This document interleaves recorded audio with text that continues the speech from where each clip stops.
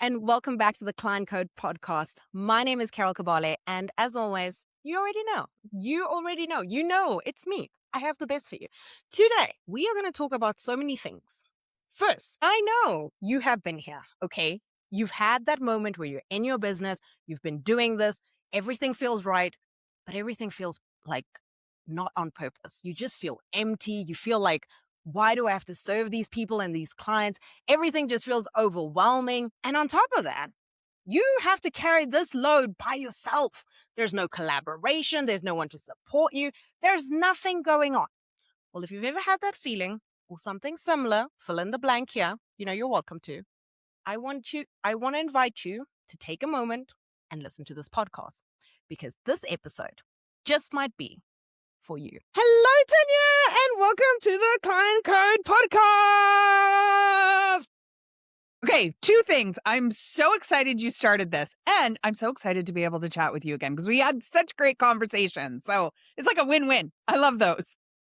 I love win-wins. I love it. I'm so glad you're here. You have no idea. Like, for everyone listening, you do not know how many hurdles we had to climb. We were climbing mountains and seeking things, but we did it because great things are worth waiting for. So today's episode is going to be extra special. I just know it. I agree.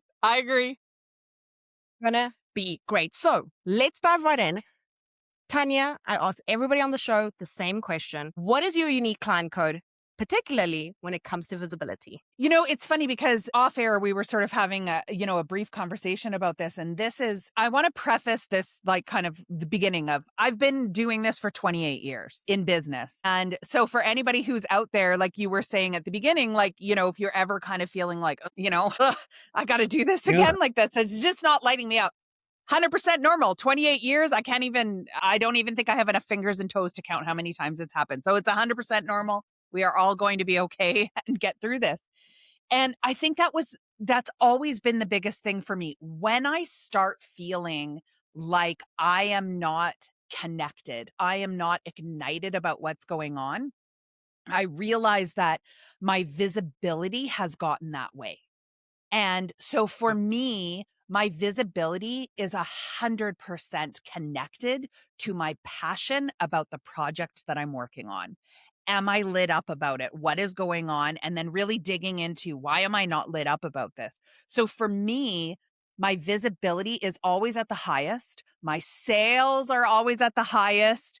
My interactions are always at the highest when I myself am like, guys, I got this amazing thing that's happening. Or, can you believe this person said this?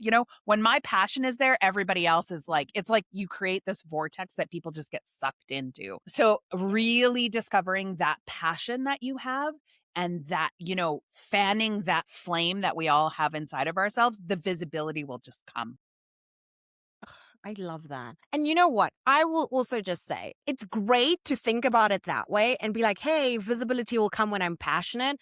But as entrepreneurs, you got to be passionate all the time. I'm not allowed to, because if you only show up when you're passionate, you don't have a business, you have a hobby. I said what I said, come fight me. I'm standing on that. Like, no. If you only show up when you're passionate, and I'm guilty of this, that's not a real business. But I do agree with you, Tanya, that when I am passionate about something, oh my gosh, it shows. It's like I'm in love. It's like, oh my goodness, I just need to tell everyone. I need to phone anyone. I will do 50 stories. I will do 20 reels. I will do all the things because I'm just so like to get it out there. So I agree with you. Yeah. And I think part of it too is, I sort of equate it to, my relationship with the gym. I'm not always passionate about going the first few days, and I'm like, I'm going to kick, like, this is it, right? Like, new year, new me, whatever the case may be, or new summer, new me, whatever body I'm like trying to go for. I'm really excited about the beginning of it. But what I realized is sometimes we think passion means that we have to be like super excited and like rejuvenated about it and, like jumping around. But like the gym, like business, like love, sometimes that passion comes in, you know what? I'm passionate because I'm still going, because I'm still going to the gym, because I'm still working on this relationship with this person, because I'm still figuring out this business. that too is passion. So we have to understand that it's not all like, sometimes your Yeah. passion looks a little subdued, that you're like, you know what? I'm here. I'm hanging on. We're going to get through this together. Like, I'm still going. Maybe it's only 5 minutes, but I showed up, and Exactly. our visibility is the same way. Sometimes we're not going to be all like screaming and happy and excited. But I think if we're authentic to what we're going through and what we're feeling, that resonates with people. And we're seeing that Yeah. more and more in 26, right? There's a lot of people who are backing away from, I call it the canvasation of everything, where Oh, everything is tell me more about curated. this thing. We kind of went through a phase, I find, in 2025 where everything was really curated. Everything looked beautiful. Everything was like perfect, blah, blah, blah. And now we're starting to see more people who are just like showing up. Like they're just coming on and saying, this is what popped into my head. This is kind of what I'm thinking of. And then they sign off. It's not all, the stars and the glory and everything. They're just kind of getting back to, this is what I'm thinking.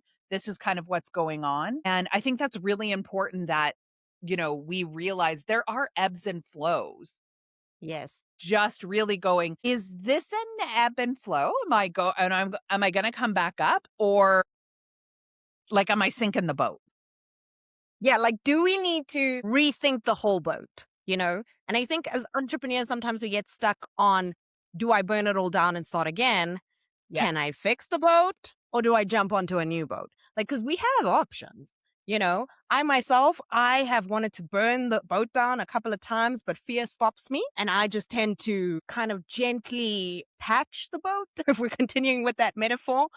I like to say, okay, well, what parts of what I do light me up? What parts can I generally feel like I'm being of service and I'm helping people? I'm not just doing it to, collect a check or an invoice or whatever it is. Like, what parts still make me feel like a decent human being? And then I'm like, yeah, that no longer is something I want to do. And I also really want to go back to what you said about just showing up as you are super quick, because that's also something that I think a lot of us have struggled with. This Hmm. level of perfection and like curated everything. Like, you've got to have perfect lighting and perfect this. I'll tell you the truth. Today, because life is lifing, I have this whole setup. I have this beautiful Canon camera. I have a teleprompter in front of me. And you know what happened? Just before I had to get on the call, the camera was not charged. So you know what happened? We had to make a plan. And that is okay.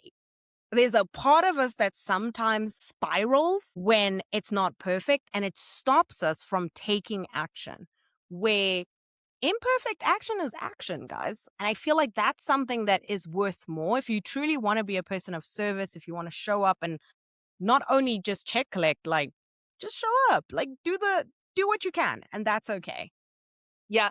And I also tell people too, like, my clients that are in my mastery group, I always say to them, look, if you are not the person who can like walk out of your house without like a full face of makeup on because you're just like, that's not me, that's okay. But don't not record it. It doesn't mean that you have to post it, but sit there and record everything, because it's in those moments that sometimes the nuggets happen. And then you're like, I was so brilliant.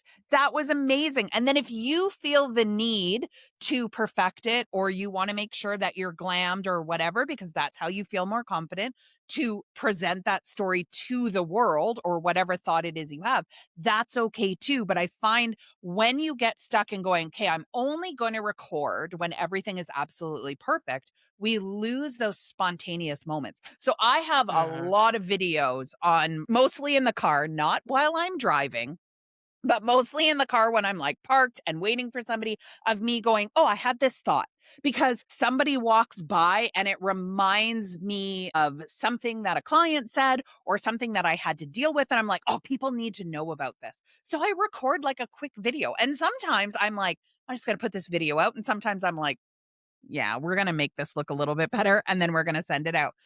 So again, it's finding that balance of like what works for you, but don't stop the creativity, because everything we record doesn't need to be shared. Remember, like, we can edit.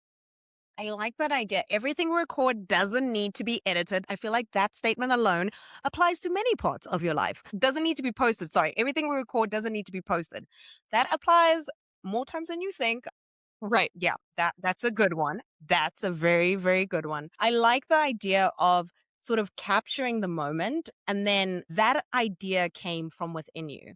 There's this thing I read recently where it said, I'm paraphrasing here, but it said like sometimes we make decisions and then every thought we have after that is actually our brain trying to prove why that choice is not a good choice. Yeah, But your absolutely. first gut choice or intuition or feeling or like decision, that was usually the one you should do. Everything else that comes after that, you're just like, it's your body protecting you from taking that first step. So I love the idea of just doing it. And then if you want to be like, not quite ready, you can go back or it could be perfect. I love that. That's a Yeah, nice and I one. mean, I have like notebooks upon notebooks of stuff that I've written of like ideas that I've had. And sometimes I've gone back and I remember one, it was year maybe 2 in business. So this would have been 1999, 2000. Okay. And I had this Oh my goodness. brilliant idea of like what I wanted to do. But I remember reading it over and over again and going, this is like trying to get to the moon. This is ridiculous that I thought that this like kind of was a good idea. But then 10 years after, because like I wanted to own, so here's what it was. I wanted to own Tell me. multiple I was gonna business. say, can you tell us the idea? Yeah. I wanted to have like 4 businesses and just have them run so that I could have like cash cows with just money coming in. But this is I love ridiculous this because I idea. had just started my first business and everything I had was kind of in this one. So for a lot of years, it seemed really ridiculous. But then 10 years later, I ended up meeting my husband and he already had a business. And I was reading back through my notebooks and I was like, I'm at 2 now. Like I'm halfway to this goal. And why can't I do it? So although the idea at the time and for a long time was unattainable, I got to a position of, just general age and experience and just where my life was at the time that all of a sudden that idea made sense. So I always say there's no such thing as a stupid idea. That doesn't Yes. exist. It just might not be the right time for that idea to be brilliant. It doesn't make it stupid. It doesn't make it, a lot of people will go, that's dumb. I can't ever do that. Now, right now, you can't do it. Right now, it might seem ridiculous, right? But you Yes. just never know where you're going to be at. And sometimes, we get all of these little lessons in life that sort of teach us that we need to take a step back and kind of like get over ourselves Mm-hmm. and realize that it's okay to kind of have like some shitty decisions. Cause like you said, sometimes we make them in the moment or we kind of go, I really, really want to do this, but what are people going to think? This, we share it with family or friends and they're like, that's ridiculous. Like, there's so many times that I've done businesses that people are like, I don't think this is a great idea. And I'm like, okay, I'm not asking you to invest.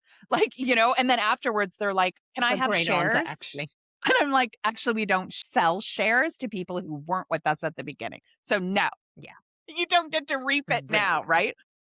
So I Yes. think it's, we all just need to remember that every idea has a place and time that it becomes brilliant. Sometimes we just need to wait for that to crop up. And sometimes it's not ours. I've had ideas that have been really, really great. And I've looked through books and I've shared it with other entrepreneurial friends in groups that I have or shared it with my clients. And they've taken it and made it this beautiful, spectacular thing Mm, that I could have never done. Right. yeah. So I find that sometimes it just always comes up. So just like write them down. What felt ridiculous when I, first started my business. Now I'm like, oh, I could do that in my sleep. Starting 4 businesses at once. Like now I'm like, not a problem. What do you want? What do you want me to start? Where do you want me to go? I know how to do it. Right. Oh, Right. yeah. I want to add to that. And like while you were talking, this sort of weird thing that I said years ago popped into my head, which was like, if you want to have a good giggle, go to your Canva account and like go scroll. It's going to take you a minute, but you're going to have to scroll down, down, down, down, down, down. And somewhere there at the bottom where you can't scroll anymore will be your very first Canva design. And you're going to look at that design and you're going to be like, who created that? A 5-year-old? A 2-year-old? And you're going to be like, oh my gosh, oh, you could be very proud of it. I don't want to put that on you. But most of us will be like, did I design this? Was I posting about this? Was I Yeah. using this? I And want to that just say, goes, though, if you are not okay, tell upset me. about the first one that you made, Mhm. then you haven't had improvement. That. Also, that. Right? If people are like, no, my first thing was the best, then I'm like, you have not improved over however many years that is. So it is 100%. You should be like, what was that? Like every Exactly. artist who sings a song was like, let me tell you, this first song that I recorded was horrible, right? That means you've improved. If you look back and you're like, what was I thinking? That means you're improving. That's a good thing. I like that. So forget what I said and take that. Forget everything I said and take that. And I say that because you are not the same person. So, No. of Yeah. course, in business, if you expect yourself to like, oh, I'm going to be this person, it's going to be like this. No, we're human. We're naturally built to evolve, to change, to adapt, especially if you want to. I use myself as an example here. Like, I used to be such a people pleaser. I still sort of am sometimes when I feel like it for the right person because I love them. But besides that, no, thank you. There's a boundary here. I'm going to need you to like stay over there. But certain people, they have a VIP pass and they know who they are. Moving swiftly along, I say this because as now, I can very easily say, no, that's out of scope. Oh no, I'm not going to do that because it's Saturday and I'm spending it with my husband. Or no, I actually just don't want to come to that meeting because it really could be an email and we're not going to be Yeah. productive on it. And I think that comes with time, especially if you want to grow and improve, you can. You just have to like put your mind to it, you know? Yeah. And I think it does become a freeing thing to go, oh, yeah, no, thank you. Right. Before I used to be like, no, I'm so sorry. I have this or that, or this is going on, or blah, blah, blah. And now I'm like, oh, yeah, no, I don't want to do that. Like the older I get, the more I'm like, yeah, no, that doesn't sound fun at all. Can we talk about that for a second? The older I get, it is so easy for me to say no to things. I used to say yes to everything and find Yeah. joy in it. Now I just want to say not no to everything, but like there's a joy in saying no. And there's a joy in doing things that I actually wanted to do, whether that's business related or just like spending time with my husband. Like there's just, because it's more intentional, right? Yes. Yeah. And I think, it's so funny because I have like a lot of friends who, are, I'm a decade older than a lot of my really close business friends. And so a lot of them are like turning 40 and they're like, oh, I'm so getting old. I'm the only one in the group who's like, I am so excited to get old. Like, I am so excited to come into this era for two reasons. One, I have watched so many older women say what is on their mind to people. Mm-hmm. And people just go, crazy old grandma, and they walk away. I get fists thrown at me, right? There becomes this little switch where people just go, crazy old lady. Like, I am looking forward to that era where I can like drop filters and be like, this is just kind of what I think. And I think that just comes, it comes with age, but I think it also comes with experience too, because we understand what is behind saying that yes. We've experienced it so much, we've gone through it so much that it's not just a simple yes.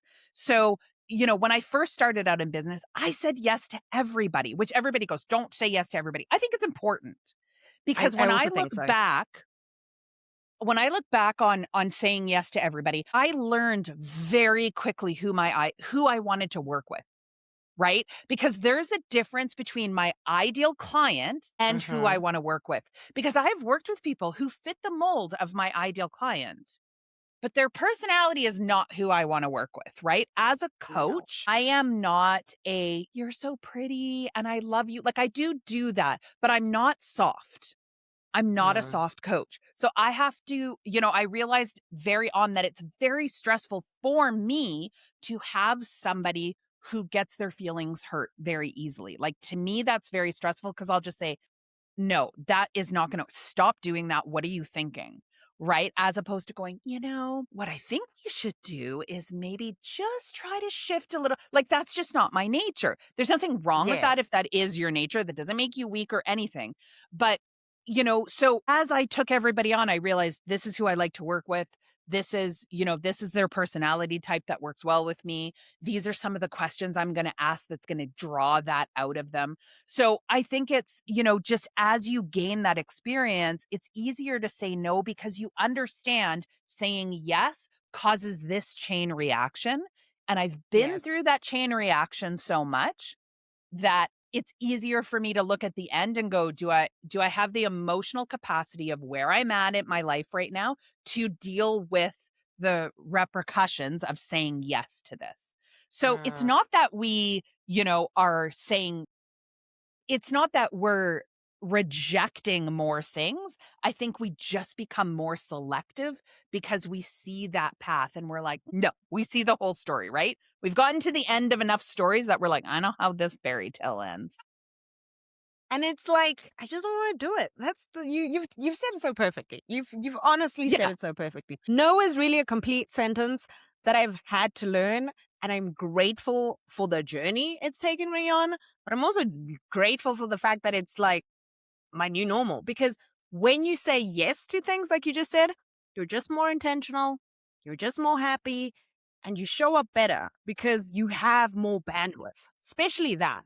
As entrepreneurs, like we're constantly, our energy is being deprived, I would say, from our clients, from the constant need to market yourself and show up, from the ever changing landscape we all live in. Like one day there's AI, one day there's no AI.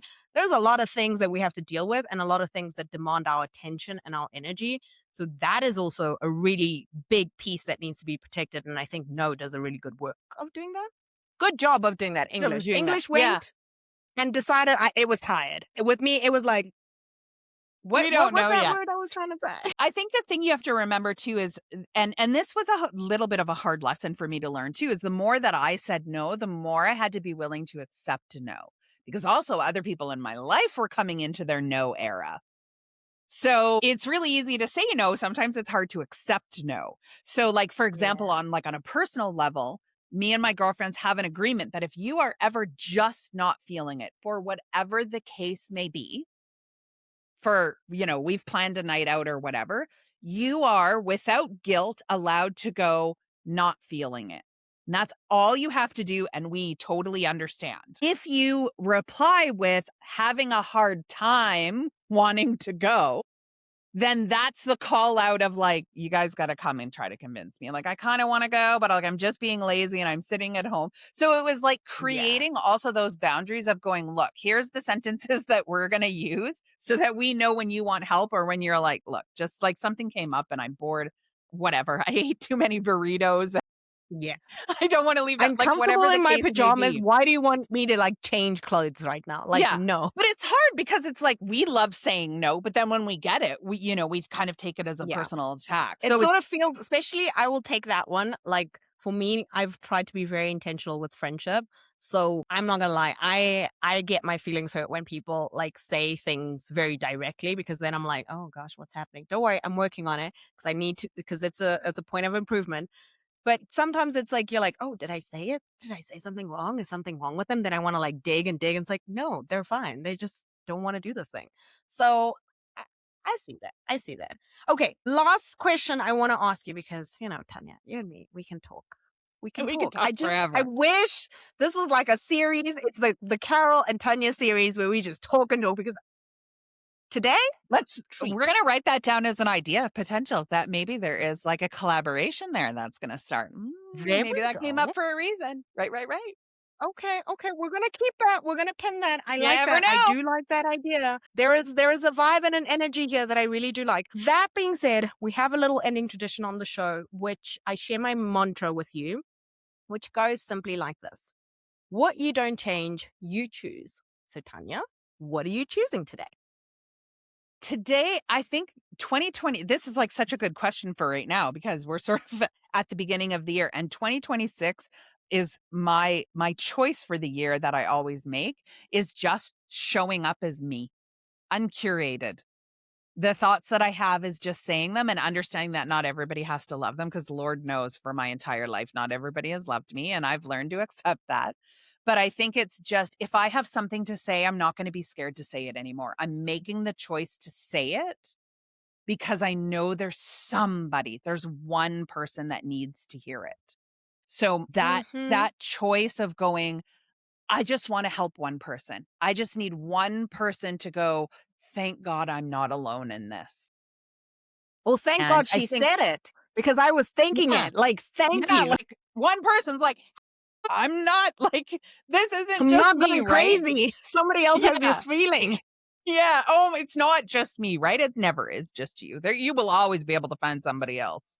So I Yes. think that that's really my choice this year, is really choosing that I am always enough and that what I have to say matters to someone. I love that. That mic drop. Okay, end of interview. Let's go. It's fine. It's done. That was beautiful. That was great. That was actually great. Okay, back to this. Where can I send the listeners? Where am I sending the people? Where can they find you?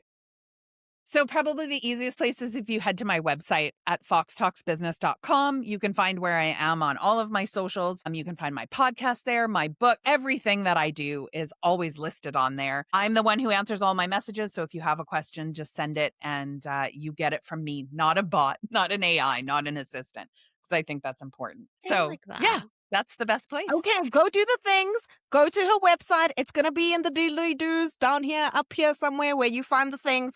Go to her, say, Carol sent me. I'm here. I'm ready. I want to work with you. Tanya's good people, guys. Like, I only bring the best Oh, kind of people here, and Tanya really is good people. I have wanted this podcast for the longest time because I knew how many gems were going to be dropped here, and you did not disappoint. Honestly, thank you. aw, Thank you so much for being here. you fill my cup. You fill my cup. Okay. Well, thank you, listener, for listening to the Client Code podcast. As always, my name is Carol Kabale. It has been a pleasure having you here, and I will see you on the next one. Bye.